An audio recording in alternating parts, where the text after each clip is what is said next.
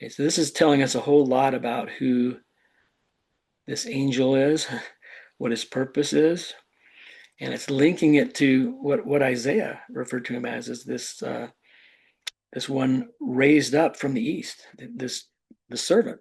And so this concept of a servant who is this Elias, this angel from the east, is part of this incredible restoration, which brings about the restoration of all the promises given to Abraham, Isaac, and Jacob. Welcome to Searching Isaiah. I'm your host, Randy Brown. This will be a short series of insights on Isaiah for those who desire to have eyes to see and gain the spirit of prophecy in these end times. Well, hello, everyone. Welcome back to another week's edition of Searching Isaiah. I'm actually quite thrilled at how many of you are hanging in there and staying with this. It's been a little bit surprising. I want to thank everybody for your comments from this week. They've been amazing and wonderful. So yeah, let's dive right in. This week, I want to talk about a massive chiasm that's in Isaiah that reveals so much to us.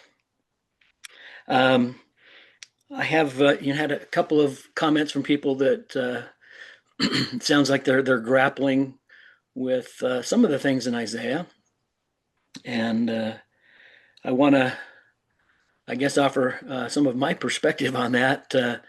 I think Isaiah is meant to be grappled with. I think it's in that grappling and that hungering to understand it, to see it. In that struggle, I think, is where the spirit of prophecy is developed. And I know that Isaiah is written the way it is. It's a literary masterpiece. It's done with such intricacy, and there's so many levels of understanding and mysteries that are to be revealed there, but they're to be revealed from by the Lord Himself. Those who've gone before us have provided amazing tools and showed us how to use the manner of prophesying amongst the Jews to decipher many of these things. But as you use these tools, hopefully your celestial eyes are being opened to see new and deeper layers of understanding. And I heard someone say that searching Isaiah is kind of like trying to put together like a 1,000-piece jigsaw puzzle. And as you grapple with it, as you search, as you strive to put the pieces in place, I think what you'll find is on the back of the puzzle is a template, a sacred template that gives you eyes to see what this theology of Isaiah is. And I think it's glorious, it's mind blowing, it's majestic, and I hope you're hanging in there and not getting discouraged as you grapple a little bit with some of these things. So, for me, I feel like I've been given a template, and this has helped me so much. As I sit in the temple, this is kind of the template that I see the endowment through. And what's been so amazing is with this template, I feel like the Lord has been able to reveal things to me, and I've been able to plug in greater light and knowledge at these deeper levels. And I've been able to use this template, to see many different things and plug many different things in. So, um, so my testimony of the theology of Isaiah is something that just burns in my soul. It's really the theology, the the deeper levels of mysteries that are revealed in Isaiah. That it's a glorious pattern of spiritual ascension. It's a pattern of ascending in endowments of priesthood power, and it just has enabled me to see the endowment through these lenses that maybe I wouldn't have ever seen without paying the price to do this. It's also a template for those who ascend, but also those who will descend and mediate and minister to others in this great and marvelous work. So hopefully this is becoming something that's burning in your soul as well, and it's becoming glorious and giving you eyes to see things you've never seen before. And so I guess I'm going to call it the theology of Isaiah. It's the 90% that lies beneath the surface of the words. And it's a network of connecting these pieces. And this is what I want to shout from the rooftops, is this theology that lies beneath the surface. And part of it is this glorious calling of angelic servants, or we could say mediators, that perform this great and marvelous work. And so I think, our tendency is to just view things through these telestial eyes that we have living in this telestial world. And our invitation is to begin to see with celestial eyes. Otherwise, I think we miss the mystery, or we miss the majesty of what's in Isaiah if we're just seeing it through telestial lenses. It can't be just an intellectual journey. It needs to be a deeply spiritual journey. And so I think that's part of why some things in Isaiah become things that are grappled with, is we try too much to see and understand them through these telestial eyes. And one of those is, this concept of the Lord's right hand, this servant, this deliverer. And so I want to maybe offer some things that I feel the Spirit's taught me, and my searching has taught me, that might be helpful.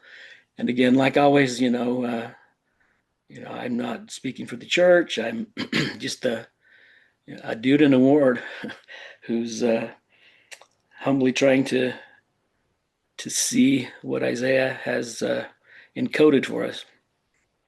So in the past few weeks, we've been talking about these 7 themes that are repeated in the first half of Isaiah. That would be chapters 1 through 33, and then repeated again in the second half, which is chapters 34 through 66. And what we're going to dive into today is theme number 3, which is titled Punishment and Deliverance. And by the color coding I've done here, you can probably kind of get a feel for some of the things that we'll be talking about. But this we're going to focus today on chapters 41 through 46. And hopefully, as we do this today, your eyes will be opened even more deeply to the majesty of this literary masterpiece that Isaiah has put together. And so I know this isn't a very clear slide, but what this depicts is a giant chiasm. There's a giant chiasm that covers chapter 41 through 46. So 5 chapters envelop this glorious chiasm. And it probably would take us weeks to really completely dive into this and do it justice. But I want us to focus on where these arrows are pointed. You have one pointed at the very first element of the chiasm, and one pointed at the final element of the chiasm.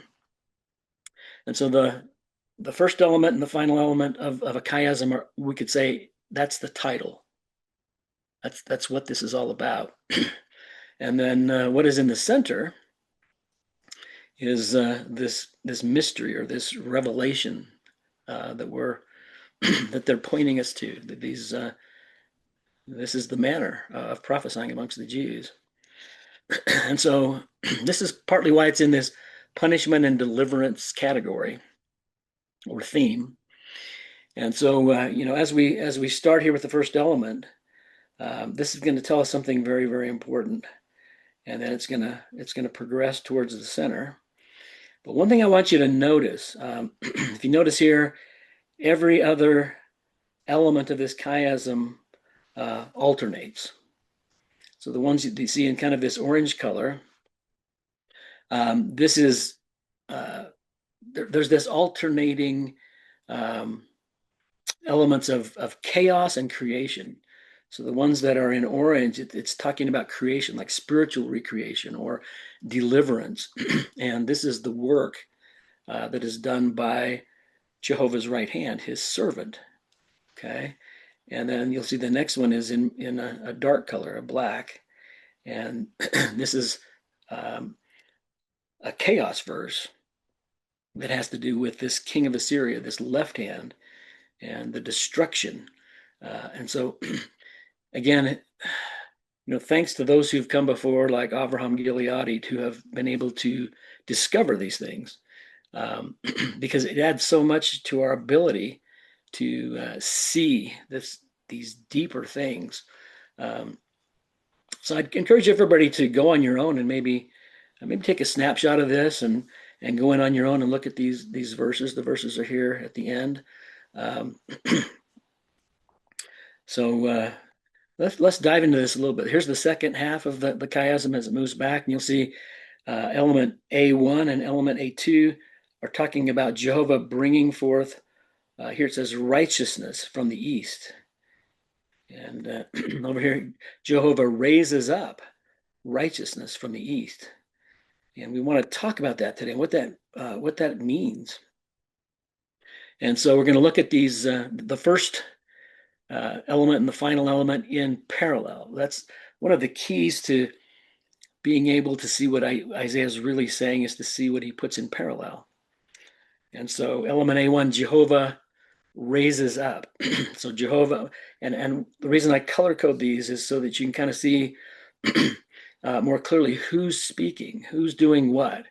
And so A1, Jehovah raises up righteousness. Remember, righteousness is a key word for his servant. Okay, so we have the two arms of the Lord. We have salvation, which is Jehovah, and righteousness, which is his servant. But one of the key things we want to see here is he raises up righteousness, or his servant, from the east. And I've circled that because that phrase "from the east" is a linking phrase. It's going to tell us more about this. And then the final element, Jehovah brings. So he's raising up is in parallel with brings righteousness from the east, fulfilling his word. And so you can go to Isaiah 41:2 to see the first element of the chiasm, and then all the way to Isaiah 46 verses 10 through 13 to see the final element of this amazing chiasm. And again, all of that is to point us to the very center, and that is that Jehovah provides a way through the sea. And I've color coded that in gray. Remember, the sea and the waters are code names for this king of Assyria or king of Babylon, and that Jehovah, through this servant, this angel from the east, is providing a way for our escape from this king of Assyria, and bringing about this rebirth of Israel. So just so much depth, but you just kind of have to develop these eyes to see. So I'd kind of like to title today's episode "The Angel from the East," and then kind of some like a subtitle, "The Theology of Isaiah and the Ongoing Restoration." So this is a quote from President Nelson. He says, "We're witnessing a process of restoration." And this was given in a talk called "The Heavens Are Open," January 2025. You're just seeing the beginning. There is much more to come. It's going to be exciting. So I pulled out a couple of lines from his quote. Um, and I think that's really, really important. There's so much restoration still to come, and that we are just at the tip. Um, and I think that Isaiah is going to help us see it very clearly. So this ongoing restoration that President Nelson's talking about, if we look at what Nephi had to say about it, because he saw it. Nephi is one of the ones who saw it, like Isaiah and like John the Revelator. Um, Nephi described it this way: the power of God in great glory coming upon the saints and the covenant people. And so this is describing what this ongoing restoration is going to include. It's going to include something that happens to the saints, the faithful, the loyal, the covenant keepers. That this power of God in great glory is going to come upon them. And we're going to kind of dive into what that means. And that Jehovah promises to make bare his arm. And in past episodes, we've gone into the code words arm and ensign, and how they're used in parallel. And then we want to talk about another element of that is that he will send his angel from the east. And this might be a little bit of a new concept or a new terminology for some of you, but I think it's a very, very important connection. So, what is this power to be restored? What is this power of God in great glory that's going to come upon the faithful saints and his covenant people? I think one of the best ways to understand this is to go to the Joseph Smith translation of Genesis 14. And starting in verse 30, it says, everyone being ordained to this order, and order is a really important word, order and calling, should have power by faith to break mountains, to divide seas, to dry up waters, to turn them out of their course. So we're talking here about power that is so far and above our telestial way of thinking. It's so far and above our telestial laws, our telestial comprehension. And this is what is promised to faithful saints. Okay, in verse 31, to put at defiance the armies of nations. Think about what we've learned so far in Isaiah about the conditions during this great and dreadful day of this work of the king of Assyria, and how miraculous power is going to be needed to put at defiance these these armies. And then moving on to divide the earth, to break every band, to stand in the presence of God.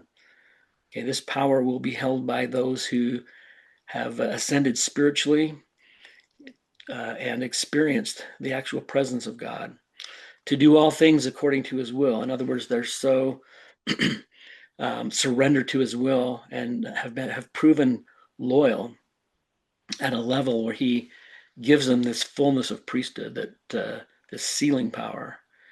And according to his command, subdue principalities and powers, power over evil forces. And this by the will of the Son of God, which was from before the foundation of the world. And men having this faith, coming up into this order of God, were translated and taken up into heaven. Okay, so keep those verses in mind. That might be a good block of verses to go in and do some real searching into. And I think a lot of understanding Isaiah is having eyes to see the things that have been carefully placed in the Book of Mormon to deepen our understanding of this. And so I want to jump to the Book of Mormon here, Mosiah 27. This is Alma the Younger and his experience with this angel. We're going to start in verse 11. And as I said unto you, as they were going about rebelling against God, so this is Alma and the sons of Mosiah who were rebelling, fighting against the church.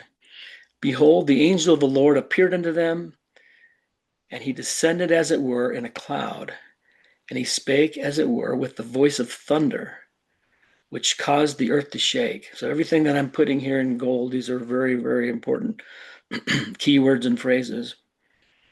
And so great was their astonishment that they fell to the earth and understood not the words which he spake unto them.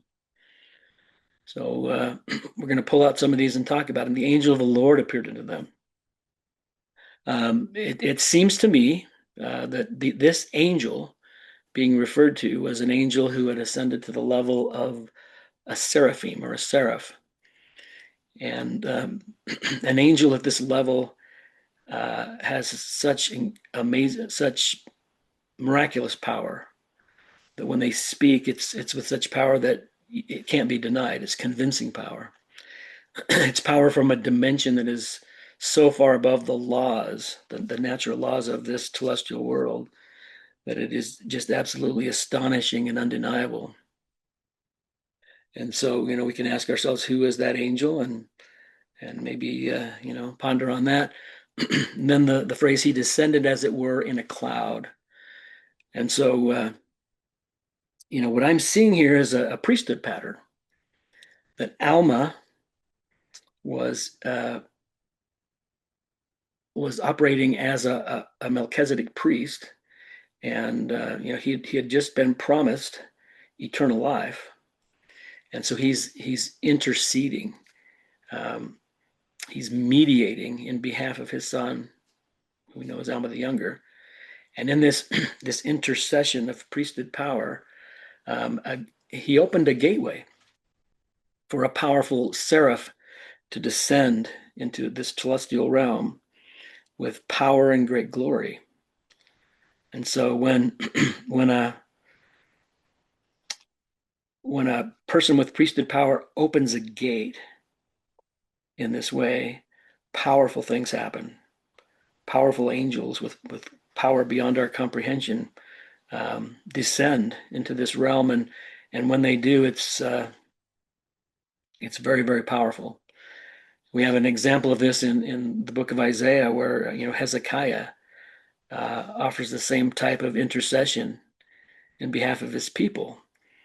And in that case as well, a powerful seraph, the gateway was opened, and a powerful seraph came down and wiped out the 185,000 Assyrians that were surrounding Jerusalem. So Alma's intercession for his son opened this gateway for this mighty angel. And what I want us to be able to see is that this is an order or a pattern of priesthood power. And I think these things are the most important things we can see as we study Isaiah. And when we see these kind of things, then some of the other things that might seem kind of weird or mysterious start to fit into place. And I hope I can convey that today. It talks about he descended in a cloud. What is a cloud? Is it a veil? Is it a gateway to a higher dimension? It talked about him having this voice of thunder. I think Enoch spoke about having this voice of power, this language of power.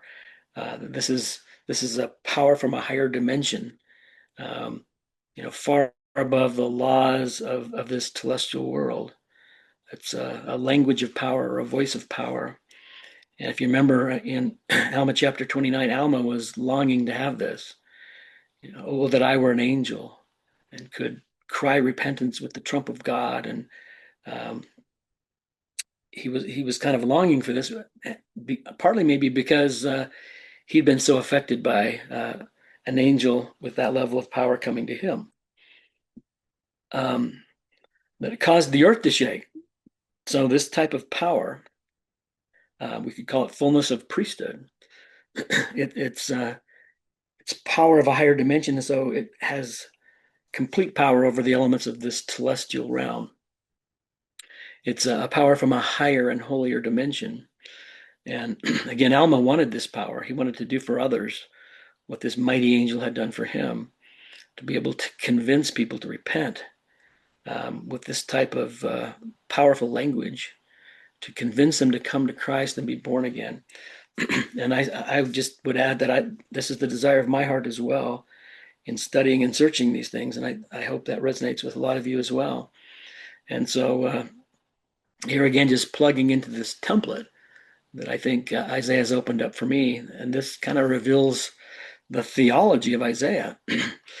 So what happens when a being from this level that we would call seraphim, where a priesthood holder or someone in possession of priesthood power opens that gate through their sacrifice and their intercession, and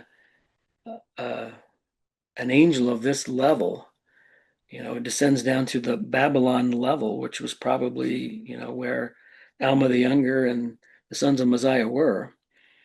What kind of effect does that have? How does, what kind of power is manifest that shakes the earth? And anyway, something to think about and to kind of put pieces together.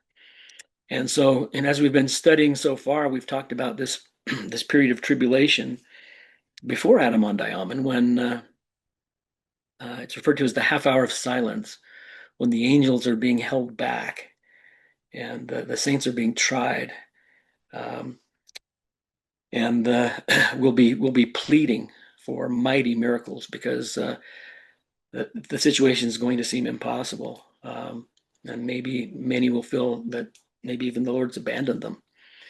But we'll be pleading for not just miracles, but mighty miracles, miracles of deliverance from a seemingly impossible situation. And I would submit that what I'm seeing in Isaiah is that these miracles come through this ladder, to have this spiritual ladder. That it's a ministering pattern of priesthood power. That the Lord doesn't just come down himself and do these things. He has a pattern of ministering and mediating. Those who have ascended to the highest levels are the ones who come with that power. This was the case with Moses. Moses was gloriously endowed, to the level of, I would say, a seraphim. He had this type of power to deliver Israel out of a seemingly impossible situation. Very much a type for what we'll see in our day. And just throw this in as a note, Moses didn't know of his calling to this level of power until he was at the burning bush, until he was actually being endowed with it. And so I would submit that this is why it's called the great and marvelous work. It's because it is performed by mighty angelic mediators, those who've ascended to these highest levels, servants with the power of higher priesthood dimension, higher spiritual dimensions of power that are far above these celestial laws that we're used to. And so I think part of understanding Isaiah is learning to set aside these celestial eyes and limiting everything to these celestial laws that we're used to. And as these great and marvelous things happen, these mighty miracles that President Nelson's talked about, it's going to be astounding. It's going to be undeniable, and it's going to be convinced. It'll be done with convincing power. And so, when President Nelson gave his talk about thinking celestial, I think this is partly what he maybe have been referring to. We're going to have to think celestial.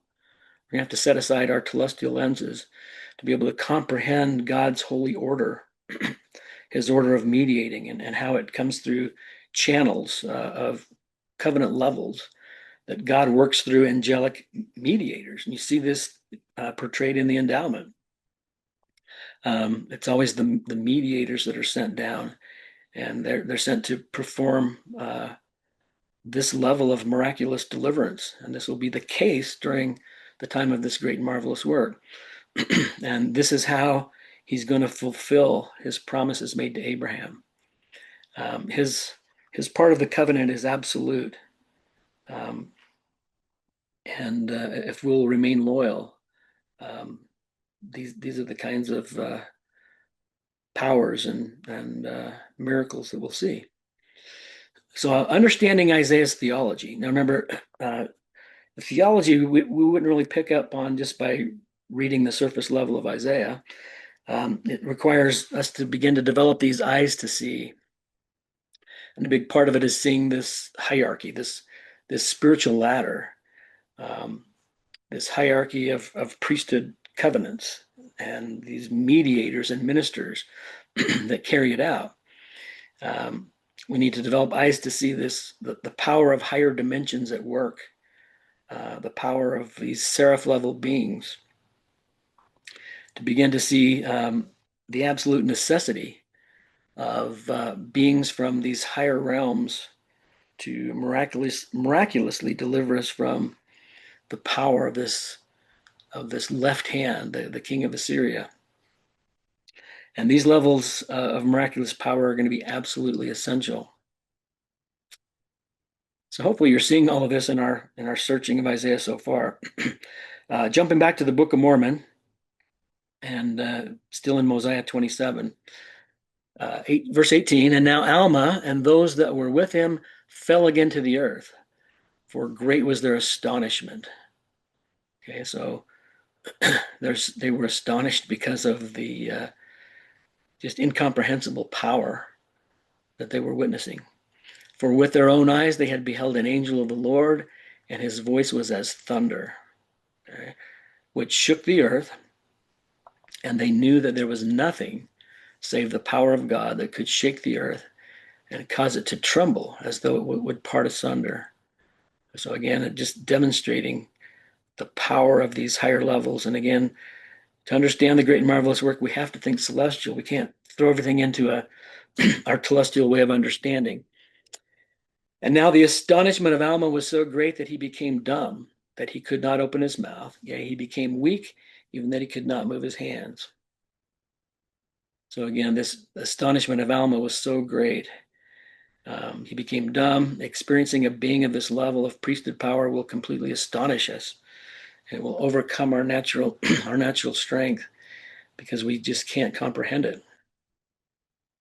So again, we currently see, you know, we see things through telestial lenses, and we need to develop eyes to see celestial thinking, to be able to comprehend the spiritual ladder and the higher dimensions of priesthood power, and they'll begin to come into view. And this is, I think, what's been so glorious, for me in searching Isaiah. The more we're able to comprehend that God operates through angelic mediators and servants.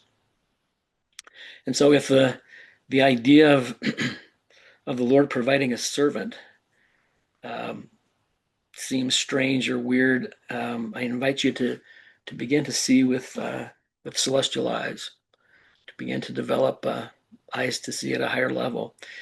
And the more we do this, the more we're going to be able to comprehend the celestial nature of this great and marvelous work. It's not a telestial work, it's a celestial work. In order to comprehend the Lord's pattern of angelic mediators, servants, and Eliases. And I think that word Eliases is important too, because, well, we'll see here in a minute. We're going to jump into a few verses here that will kind of tell us more about what an Elias is. We're going to need to understand this process of spiritual ascension, this pattern of how priesthood power is administered. And again, this requires that our beliefs ascend as well, that our beliefs transcend telestial thinking. So in order to ascend spiritually, our belief system has to ascend as well.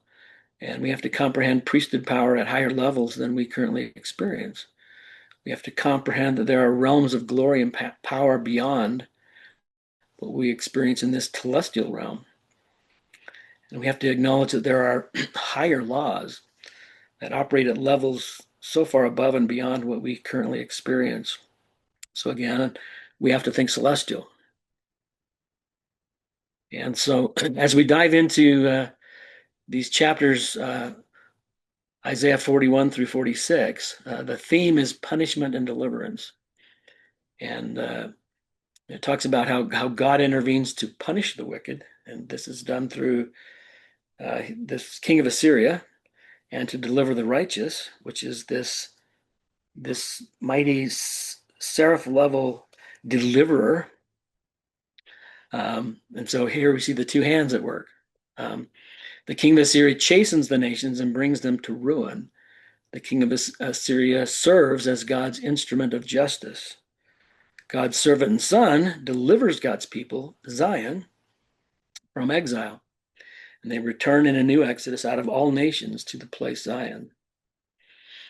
So again, looking at this majestic chiasm and how it has these alternating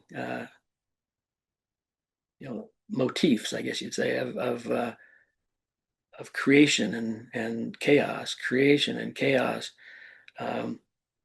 It's just the work that Isaiah went to create these kind of literary structures, and maybe it was done through the power of God and more through God's power than through him and his own genius. But anyway, so again, Jehovah raises up righteousness from the east. Okay, this from the east is a kind of a linking word that we want to look at. And why did he put this at the as the title, or this chiasm? What is he trying to point out? And so let's dive into these verses and look at them a little bit more closely. So again, element A1 comes from Isaiah 41 verse 2, who has raised up righteousness from the east. So we know righteousness is this servant, his one of the arms of Jehovah, the righteousness. But I've circled the words from the east because that is a linking phrase, calling him to the place of his foot, which would be the promised land, who has delivered nations to him, to his servant righteousness, toppled their rulers, rending them as dust to his sword, as driven stubble to his bow.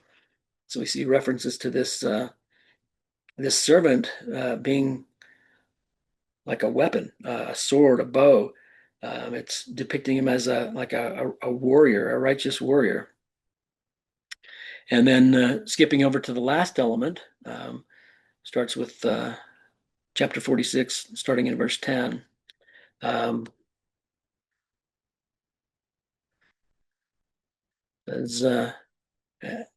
color coded in green so you can kind of tell who's speaking.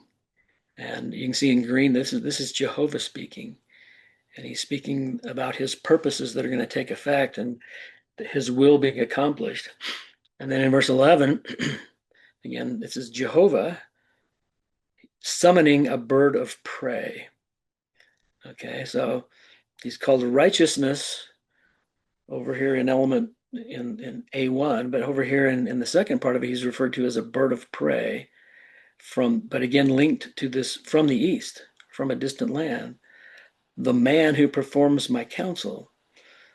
What I have spoken, I bring to pass, and what I have planned to do, or what I have planned to do. So the colors hopefully help you kind of see which things he's put in parallel. Anyway, look at that more deeply. But the key thing I think is seeing that he's thrown in this term from the east. And why would Isaiah do that? What does it mean? And so we kind of see this righteous warrior figure from the east. And so the servant is kind of Isaiah's kind of using this imagery of a righteous warrior to describe his servant. And partly, I think, because God can't dwell in the presence of evil. An example of that might be in the spirit world. Christ didn't go amongst the wicked. He had a group of servants or ministers that he sent in to rescue people from the spirit prison. So again, this linking is so important. So this, as we link this phrase from the east, takes us to Revelation chapter 7, verses 2-4. And I saw another angel. So think about what we've just been talking about an angel and the type of power that they possess. And here he's linking it. It says, I saw another angel ascending from the east, having the seal of the living God. Okay, sealing power. And he cried with a loud voice to the four angels to whom it was given to hurt the earth and the sea. So remember, we talked about this this period of time, the half hour of silence when the saints are being tried, the tribulations are happening, and these angels that are appointed to destroy the wicked are being held back. And it's this angel from the east who's doing it. And he's in verse 3 saying, hurt not the earth, neither the sea nor the trees, till we have sealed the servants of God in their foreheads. Okay, so this is telling us a whole lot about who this angel is, what his purpose is, and it's linking it to what Isaiah referred to him as this one raised up from the east, the servant. And verse 4, and I heard the number of them which were sealed, and and there were sealed 144,000 of all the tribes of the children of Israel. So hurt not the earth till we could say, he's telling these angels not to hurt the earth until he's prepared these kings and queens. He's prepared beings who are ascended to the level of seraphim, beings that will be translated. And he's made, they've received their promise of eternal life and made it unconditional. And they've been endowed with fullness of priesthood power, the same power that this angel who visited Alma possessed. This is what is so glorious. As we begin to understand the theology of Isaiah, it's this theology of ascending and receiving power at this level of, through covenant keeping and covenant loyalty. Hold off the destruction. He's having this destruction held off until he's assembled his army of seraphim. These are his servants who will go forth in the power of God in great glory. And we can link that to, 1 Nephi 14:14, what Nephi saw. He saw this. He saw the power of God in great glory descending upon the saints and the covenant people. So it's amazing when we start pulling these puzzle pieces together and linking them, how this theology begins to manifest to us. And so this is a quote from Avraham Gilead. He said, the power to seal God's servants to the seraph, or translated level, lies beyond the authority of the restored church currently. Moreover, that too awaits the coming of Elias, the angel from the east. And so let's reflect back to what President Nelson said. If you think, the restoration is complete, we're just at the beginning. There's way more to come, and it's going to be very, very exciting. The greatest manifestations of the Savior's power. And so this concept of a servant who is this Elias, this angel from the east, is part of this incredible restoration, which brings about the restoration of all the promises given to Abraham, Isaac, and Jacob. And then Abraham Gilead goes on, Joseph Smith received a revelation identifying the end-time Elias, who restores all things, as the angel from the east.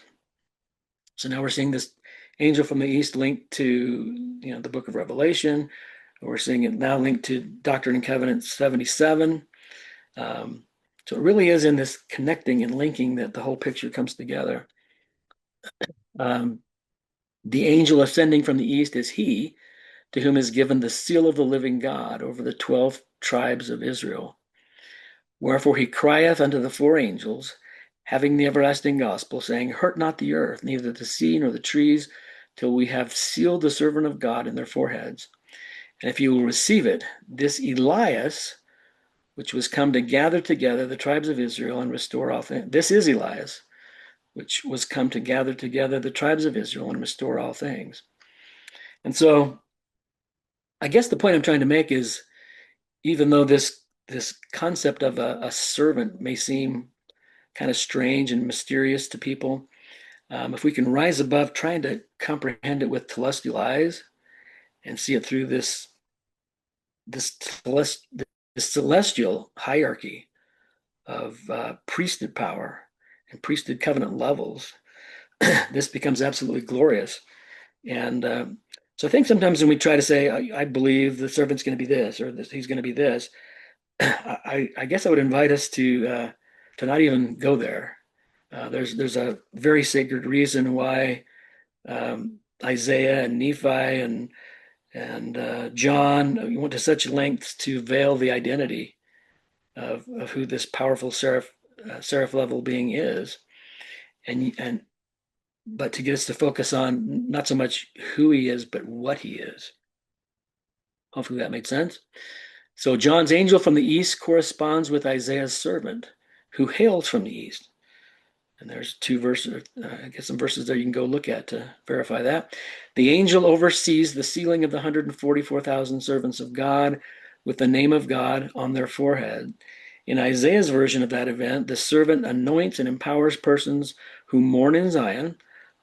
So we know that those who become seraphs and become translated, the only suffering they have is suffering for the sins of the world.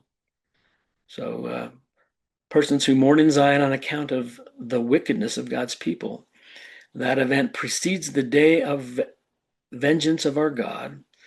That is the prelude to the millennial age. So hopefully pieces are coming together.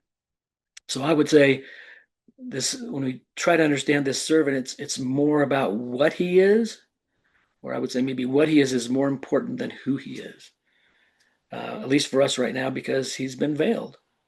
So John didn't tell us who he is, but he did give us a clue. It's this angel from the east. Okay. Isaiah didn't tell us who he is, but he gave us clues that it would be a servant or a seraph level being. He'd be referred to as David, and then he used terms like arm and ensign. Joseph Smith didn't tell us who he is, but referred to him as an Elias, or as Elias, an angel, as the root of Jesse, and a few other terms. Nephi and Jacob saw this same thing, and they weren't allowed to say who he was, but referred to him as this arm of the Lord who would be made bare or revealed, during this great and marvelous work. And so this same pattern, that we see with Alma the Younger, will we see the same pattern as this mighty seraph level being, this angel from the east, comes forth and descends to do his great and marvelous work along with these other empowered seraph level beings. And so I think the invitation is to think celestial, understanding Isaiah's theology, this theology of the holy order of God, this that these levels is important to comprehend and get a deeper understanding of before we try to reason things out with our celestial thinking. And I'd say it's essential to understanding the mystery of the servant, who is this angel from the east. I think that's the part for me that makes it very just makes more sense, I guess, to my thinking. I'm going to jump down to one more element of this chiasm, and then we'll wrap up. So I'm jumping down a number of elements down to element G. And here it says that the creator of heaven and earth creates. So I've got it in green. This is Jehovah. Jehovah creates the servant. There seems to be those who want to say that the servant is Jehovah or Jesus Christ. But if you carefully look at how it's worded and who's speaking, that go and look at some of these verses. The creator of heaven and earth creates the servant. He creates the angel from the east and endows him. So this angel from the east will be endowed as with his spirit. He appoints him as a light. So again, it's so important to see the parallels. These are the verses from that element.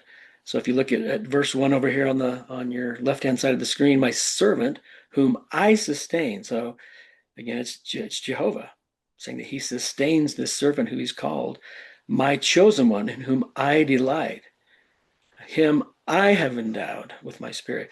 He will dispense justice to the nations. So look at that. And then I want to end with verse 6. I, Jehovah, have rightfully called you. So it's Jehovah calling this this person we know as the angel from the east, this seraph level being, he's rightfully called him, and grasp you by the hand. Think of what we learn in the temple, um, this ascending pattern uh, of rising to higher spiritual levels. I have created you, appointed you to be a covenant for the people, a light to the nations.